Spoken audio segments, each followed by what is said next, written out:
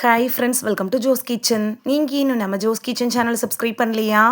சட்டுன்னு சப்ஸ்கிரைப் பண்ணிவிட்டு லைக் பட்டனையும் ஹைப் பட்டனையும் தட்டி விட்டுட்டு வாங்க வீடியோக்குள்ளே போகலாம். இன்றைக்கி நம்ம பார்க்க போகிற ஒரு விஷயம் ரொம்பவே முக்கியமான விஷயம். முழங்கால் வலி, கை வலி, மூட்டு சத்தம், படிக்கட்டில் ஏற முடியாமை, காலையில் எழுந்திருக்கிறப்பயே உடல் வலி, இந்த பிரச்சனைகள்லாம் ஏன் வருது? அதை சரி செய்கிறதுக்கு எந்த உணவுகள் உதவும்? பலரும் என்ன செய்கிறாங்க தெரியுமா? வலி வந்த உடனே பெயின் கில்லர் மாத்திரையை எடுத்துக்குவாங்க. அது தற்காலிகமாக ஒரு ரிலீஃபை தான் கொடுக்கும், நிரந்தரமான தீர்வை கொடுக்காது.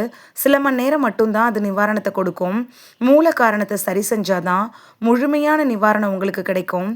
ஆனால் இன்னைக்கு நம்ம சொல்ல போகிற உணவுகள் உங்கள் உடலுக்கு கால்சியம், இரும்புச்சத்து, omega 3 fatty acid, protein, vitamin D, magnesium இது எல்லாத்தையும் கொடுக்குது.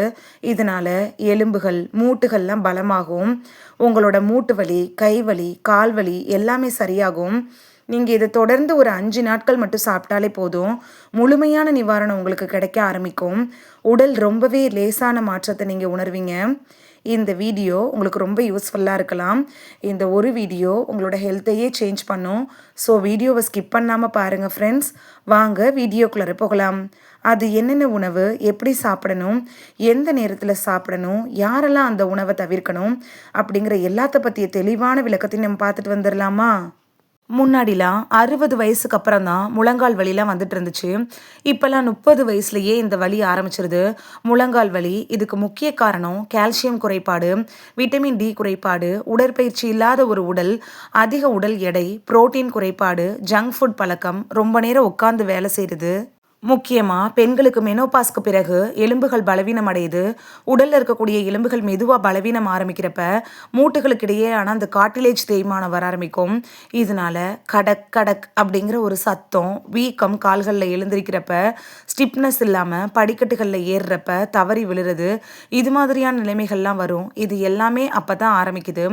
ஆனால் நல்ல விஷயம் என்னென்னா, சரியான உணவு மூலமாக இந்த பிரச்சனைகளை கட்டுப்படுத்த முடியும். நம்ம பார்க்கக்கூடிய அந்த முதல் உணவு என்னென்னா ராகி தாங்க. அதாவது கேழ்வரகு. இது கால்சியத்தோட ராஜா அப்படின்னு சொல்லலாம். அந்த அளவுக்கு இதில் கால்சியம் நிறைஞ்சிருக்கு. ராகியை பற்றி நம்ம முன்னோர்கள் ஏன் இவ்வளோ முக்கியத்துவம் கொடுத்தாங்க தெரியுமா? 100 கிராம் ராகியில் பாலை விட பல மடங்கு கால்சியம் இருக்குது. எலும்பை பலப்படுத்துறதுக்கும், மூட்டு வலியை குறைக்கிறதுக்கும், மசில்ஸை ஸ்ட்ரென்த் பண்ணுறதுக்கும் ராகி உதவியாக இருக்கும். அதாவது கேழ்வரகு கூழ், இது எல்லாமே நம்மளுடைய முன்னோர்கள் தாத்தா பாட்டி காலத்தில் அடிக்கடி இந்த உணவை எடுத்திருக்காங்க. அதனால தான் அவங்க 100 வயசு வரைக்கும் நல்லா ஒரு நிமிர்ந்த ஒரு நடையோடு இருந்திருக்காங்க. இப்போ பாருங்க, 30 வயசுலேயே எல்லா வலியும் வந்துருச்சு. அதுக்கு நம்மளோட உணவு பழக்க மாற்றமும் ஒரு காரணம் தான். இந்த ராகியை கட்டாயமாக உணவில் சேர்த்துக்கோங்க. பாலை விட பல மடங்கு கால்சியம் இருக்குது. நம்ம எல்லாருமே கால்சியத்துக்காக பாலை டெய்லி நம்ம குடிச்சிட்ருக்கோம். ஆனால் அட்லீஸ்ட் வாரத்துக்கு 2 முறையாவது நீங்கள் ராகி எடுத்துக்கணும். ராகி கூழ், ராகி களி, ராகி அடை, இது மாதிரி ஏதாவது செஞ்சு நீங்கள் எடுத்துக்கலாம். முக்கியமாக வயசானவங்களுக்கும் குழந்தைகளுக்கும் ராகி கஞ்சி செஞ்சு கொடுக்கறது ரொம்ப ஆரோக்கியமானது. அப்போ தான் அவங்களுக்கு வேகமாக செரிமானம் ஏற்படும். ஏன்னா வயசானவங்களுக்கு செரிமான பிரச்சனை வரும். எப்படி இந்த கஞ்சி செய்கிறது அப்படிங்கிறத நான் சொல்கிறேன். ராகி இதுக்கு தேவையான பொருட்கள்: ராகி மாவு 2 டேபிள் ஸ்பூன் எடுத்துக்கோங்க, தண்ணி 1 கப் எடுத்துக்கோங்க, பால் 1/2 கப் எடுத்துக்கோங்க, இனிப்புக்கு கருப்பட்டி அப்படி இல்லைன்னா பனவெல்லம் சேர்த்துக்கலாம். ஜீனி சேர்க்காதீங்க. ஜீனி சேர்க்கறதுனால மூட்டு வலி சரியாகாது, மூட்டு பலவீனம்தான் ஆகும். ஜீனியை கட் பண்ணிவிட்டு அதுக்கு பதிலாக பனவெல்லம் இல்லைன்னா கருப்பட்டி மாதிரியான இயற்கை உணவை எடுத்துக்கோங்க. செய்முறையை பார்த்துடலாமா? முதல்ல ராகி மாவை எடுத்து நம்ம எடுத்து வச்சுருக்க தண்ணியில் கரைச்சிட்டு அதுக்கப்புறமா நீங்கள் அடுப்பில் வச்சு கிளற ஆரம்பிக்கணும். ஏன்னா தண்ணியை நீங்கள் கொதிக்க வச்சுட்டு போடுறப்ப கட்டி பட்டுரும். அதனால தான் மாவில் தண்ணியை ஊற்றி கரைச்சிட்டு அதுக்கப்புறமா அடுப்பில் வைக்க சொல்கிறது.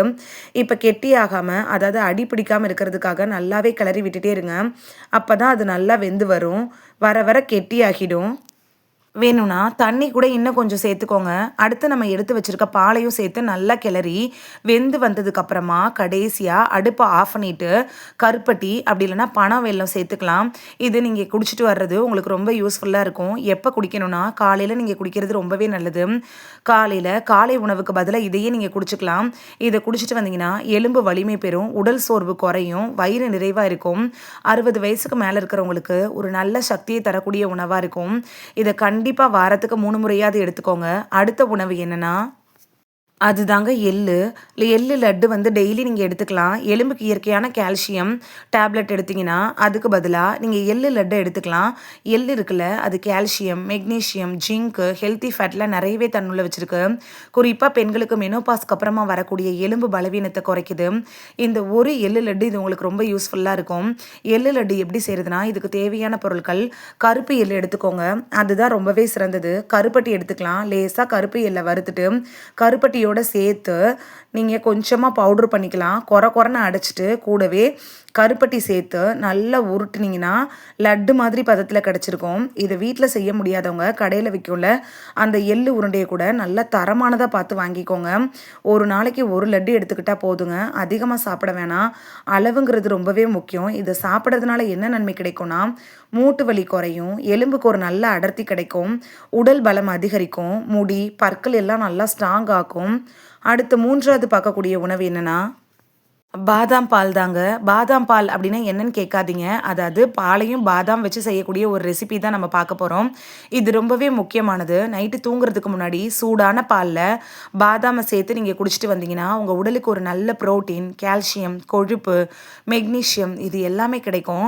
இது பாதாம்ல இருக்கு. இத எப்படி செய்யணும்னா, 1 கப் பால் எடுத்துக்கோங்க. பாதாம் 5 எடுத்துக்கோங்க. கொஞ்சூண்டு மஞ்சத்தூள் எடுத்து வச்சுக்கோங்க.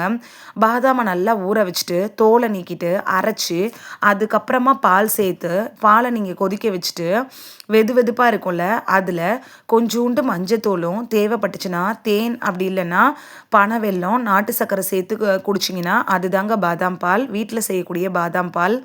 இதனால உங்களுக்கு நல்ல என்ன நன்மை ஏற்படும்னா, நைட்ல மசில்ஸ் ரிப்பேர் செய்றது நல்லாவே வேகமா நடக்கும். உடல் வலி குறையும். தூக்கம் நல்லா வரும். எலும்பு பலம் பெறும். 4வது பார்க்கக்கூடிய உணவு என்னன்னா, மீன் தாங்க. மத்தி, சால்மன் இது மாதிரியான மீன தான் சொல்றேன். ஒமேகா 3 ஃபேட்டி ஆசிட் இதில இருக்கு. நம்ம இந்த ஒமேகா 3 ஃபேட்டி ஆசிடுக்காக என்னென்னமோ பண்ணுவோம். மீன் மாத்திரையெல்லாம் வாங்கி சாப்பிடுவோம்.